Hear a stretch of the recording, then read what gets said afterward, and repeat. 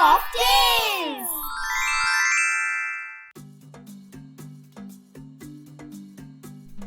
एक समय की बात है, दो दोस्त थे। एक का नाम था अस्ति और दूसरे का नाम था व्यस्ति। दोनों ही दोस्त बड़े ही कुशल और समझदार थे। अस्ति भोजन की गुणवत्ता यानी खाने पीने की चीजों के अच्छे बुरे गुण पहचानने में बड़ा ही कुशल था और व्यस्ति व्यक्ति की गुणवत्ता यानी किसी भी व्यक्ति के अच्छे बुरे गुण पहचानने में बड़ा कुशल था। एक बार दोनों दोस्त एक जंगल से गुजर रहे थे। अचानक वह जंगली आदिवासियों के क्षेत्र में आ घुसे। आदिवासियों ने अस्ति और व्यस्ति को पकड़ लिया और उन्हें अपने गांव ले गए। दोनों मित्र बहुत डर गए थे। जब वह गांव पहुंचे तो उन्हें अकीरा नाम के गांव के मुखिया के सामने पेश किया गया। उन्हें बताया गया कि एक गंभीर महामारी उनकी जनजाति में फूट गई है, जो कई ग्रामीणों की जान ले रही है और अपने गांव को बचाने के लिए उन्हें 2 मानव अपने देवता को अर्पित करने होंगे। अकीरा दोनों दोस्तों को देखकर बहुत खुश हुआ। हमारे भगवान हमसे नाराज हैं। अब उन्हें खुश करने का बस एक ही तरीका है, मानव की बलि। तुम दोनों सही समय पर आए हो। अब तुम्हारी बलि अपने भगवान को देकर हम अपने गांव को इस महामारी से बचा पाएंगे, अकीरा ने कहा और उन दोनों दोस्तों का सर कलम करने का फैसला कर लिया। क्या तुम्हारी कोई अंतिम इच्छा है? अकीरा ने अस्ति और व्यस्ति से पूछा। दोनों दोस्त दबंग थे। उन्होंने किसी तरह अपनी बुद्धि का इस्तेमाल किया और इस स्थिति से बाहर निकलने का रास्ता सोचा। अंत में अस्ति ने कहा, हम मरने से पहले कुछ खाना खाना चाहेंगे। अकीरा हैरान था, लेकिन उसने उनकी मांग मान ली। जल्द ही बहुत सारा भोजन दोनों दोस्तों के सामने पेश किया गया। भय से व्याकुल होकर अस्ति और व्यस्ति भोजन करने बैठे।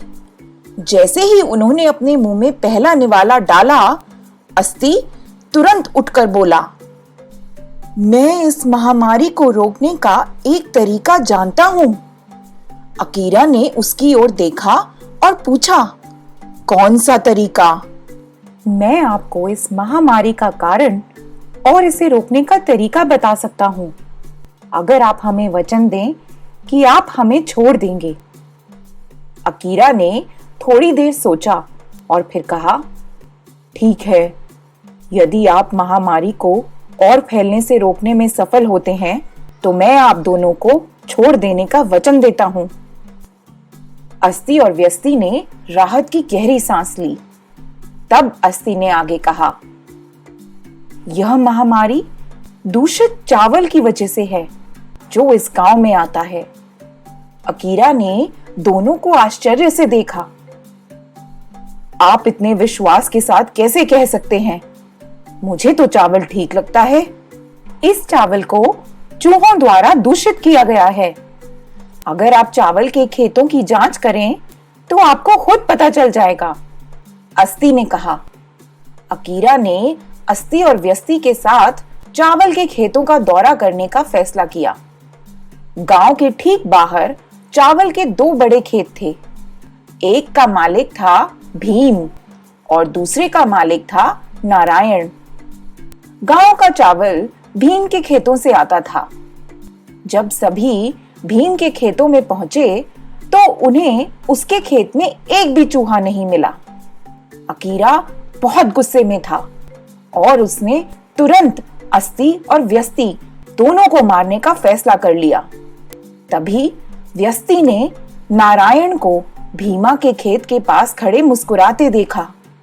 तुरंत व्यस्ति ने अकीरा से कहा, अगर आप नारायण के खेत में जाकर जांच करेंगे तो आप वहां एक चूहों से भरा पिंजरा पाएंगे जो नारायण हर रात भीमा के खेत में छोड़ देता है ताकि उसके खेत के चावल खराब हो जाएं।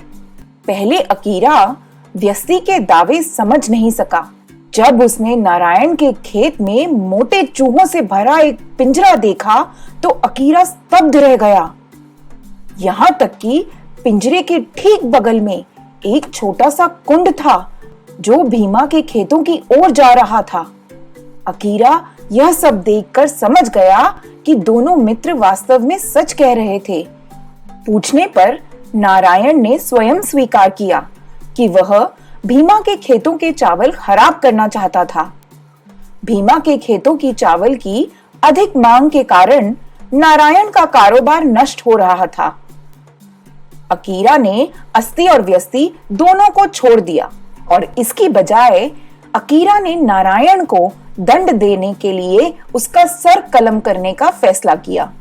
अस्ति और व्यस्ति ने अकीरा से अनुरोध किया कि वह नारायण का सर न काटे, क्योंकि अब उन्हें देवताओं को खुश करने की जरूरत नहीं थी। आखिरकार अकीरा ने नारायण से कहा कि वह अपना बोरिया बिस्तर बांधे और गांव के बाहर निकल जाए और फिर कभी वापस न आए। इसी बीच अस्ति और व्यस्ति गांव और जंगल से दुम दुमा कर भागे। वह जंगल के बाहर एक पेड़ के नीचे जा बैठे और अपनी सांस रोककर बोले, हाँ, बाल बाल बचे।